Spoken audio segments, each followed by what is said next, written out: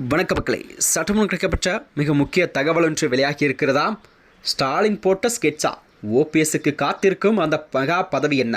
அறிவாலயத்தில் கசிந்த ஒரு ரகசிய பதில். வாங்க வீடியோவை மூலியமாக்கின்றார். அதாவது 2026 சட்டமன்ற தேர்தல் என்பது தமிழகத்தில் நடைபெறக்கூடிய இன்னும் ஒரு சில மாதங்கள் மட்டுமே இருக்கும் நிலையில் தான் அனைத்து கட்சிகளுமே தங்கள் கட்சி பணிகளை தீவிரமாக செயல்பட்டு வருகிறதாம். அந்த வகையில் தான் இம்முறை கண்டிப்பாக மீண்டும் ஆட்சியை பிடித்துவிட நிலைப்பாட்டில் தான் அதற்கான வேலைகளை ஸ்டாலின் அவர்கள் ஓரணிகள் தமிழ்நாடு என்ற பெயரில் தமிழகம் முழுவதுமே தனது பரப்புரையை மேற்கொண்டிருக்கிறார். அந்த வகையில்தான் தமிழகத்திலே திமுக கூட்டணி என்பது தமிழகத்தில் ஒரு வலுவான கூட்டணியாக பார்க்கப்பட்ட சூழல் தான் உருவாகி கொண்டிருக்கிறதா. அந்த வகையில் தான் அண்மையில் சேர்ந்த, அதாவது அதிமுகவின் 50 ஆண்டு அரசியல் அனுபவம் கொண்ட ஒரு மூத்த நிர்வாகி மற்றும் மூத்த அமைச்சர், அது மட்டுமின்றி 3 முறை தமிழகத்தில் முதலமைச்சராக இருந்து வந்த ஓ பன்னீர்செல்வம் அவர்கள் திமுகவில் இணைந்திருப்பது என்பது அரசியல் வட்டாரத்திலே ஒரு பெரும் பரபரப்பெல்லாம் கிளப்பியிருந்தது. அந்த வகையில்தான் ஓ பன்னீர்செல்வம் அவருக்கு கண்டிப்பாக திமுகவிலிருந்து ஒரு முக்கிய கட்சி பொறுப்புகளை வழங்கப்பட உள்ளதாக தகவல் வெளியாகி இருக்கிறதா. தகவல் என்பது தமிழக அரசியலிலே ஒரு பெரும் பரபரப்பை ஏற்படுத்தியிருக்கிறதா.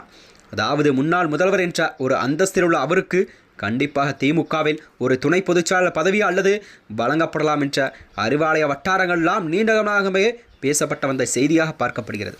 அதிமுகவில் பல்வேறு இக்கட்டான சூழ்நிலைகளில் சந்தித்த ஓபிஎஸ் அவர்கள் தற்போது தனது அரசியல் பயணத்தின் அடுத்த கட்டமாக திமுகவை நோக்கி நகர்த்த திட்டமிட்டதாக கூறப்படுகிறதா. அதாவது தனித்து விடப்பட்ட ஓபிஎஸ் அவர்களின் அடுத்த கட்ட நகர்வு மற்றும் அவருடைய அரசியல் எதிர்காலம் என்னவாக இருக்கும் என்பதுதான் ஒரு கேள்விக்குறியாக பார்க்கப்பட்ட நிலையில்தான் அவர் திமுகவில் இணைந்திருப்பது என்பது அதிர்ச்சி அவர்களுடைய தொண்டர்களிடையே ஒரு பெரும் அதிர்ச்சியை ஏற்படுத்தியிருக்கிறதா. இந்த அரசியல் மாற்றத்திற்காக ஒரு பகுதியாகத்தான் திமுக மீண்டும் ஆட்சியை பொறுப்பேற்றால் கண்டிப்பாக ஓபிஎஸ் அவர்களுக்கு சபாநாயகர் பதவி அல்லது முதல்வர் ஸ்டாலின் ஆலோசித்து வருவதாக தெரிகிறதா. அதாவது சட்ட விதிமுறைகள் மற்றும் நிர்வாக நடைமுறைகளில் அவருக்கு இருக்கும் ஒரு நீண்டகால அனுபவத்தை கருத்தில் கொண்டுதான் இந்த முக்கிய பொறுப்பை கண்டிப்பாக அவருக்கு வழங்கப்படலாம் என ஸ்டாலின் முடிவு செய்துள்ளதாக தகவல் வெளியாகி இருக்கிறதாம்.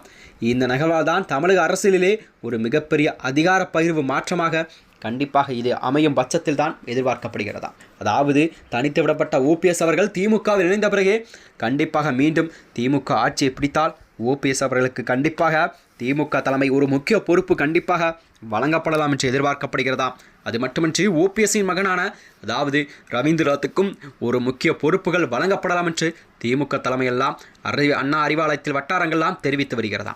இந்த நிலையில்தான் 2026 சட்டமன்ற தேர்தலானது, அதாவது தென் தமிழகத்தை பொறுத்தவரை ஓபிஎஸ்ஸின் செல்வாக்கு மற்றும் முக்குளத்தேவர் வாக்கு என்பது திமுகவுக்கு மேலும் ஒரு கூடுதல் பலம் சேர்க்கும் விதமாகத்தான் ஓபிஎஸ்ஸின் இணைவு என்பது மக்களிடையே ஒரு நல்ல வரவேற்பையும் பெற்றிருக்கிறதா.